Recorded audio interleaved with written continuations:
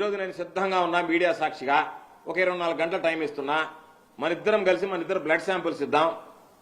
Alcohol నా దగ్గర ఉన్నా కూడా నువ్వు మందు కొట్టేటువంటి వాడువా, నాకు మందు కొట్టేటువంటి అలవాటు ఉందా? ఎందుకంటే రేవు పార్టీలకు పోయేటువంటి వాడు మందు కొట్టాలా, డ్రగ్స్కి అలవాటు పడాలా? కాబట్టి నువ్వు రా అయ్యా, నేను మందు కొట్టను, డ్రగ్స్ ఇవ్వనని చెప్పాను. నేను అలవాటు పడను, లేదు నాకు అలవాటు లేదు, నువ్వు నీ శాంపిల్ నా శాంపిల్ ఇస్తా. 24 గంటలు నువ్వు నెల్లూరు వస్తా, నేను 24 గంటల్లో నువ్వు ఎక్కడ సిద్ధంగా ఉన్నా సరే మన ఇద్దరం శాంపిల్స్ ఇద్దాం. శాంపిల్స్ ఇస్తే ఎవరి రేవు పార్టీలో అలవాటు ఉందనేటువంటి దాని మీద ప్రజలకు స్పష్టత వస్తుంది. నా రక్తం టెస్ట్ చేయించాలంట. నేనేమంటానండి, ఇతను ఆయన డూప్ మాస్టరు, నువ్వే పంపించాయా ఈరోజు సింహాచలం స్వామి దర్శనానికి వచ్చే సాయంత్రానికి మెడ్రాస్ పోయి నెల్లూరుకి వస్తా. నీ ఏ హాస్పిటల్ కావాలంటే నీ వైసీపీ హాస్పిటల్ నా రక్తం పరీక్ష చేయించుకో, ఏముంటుందో చూసుకో.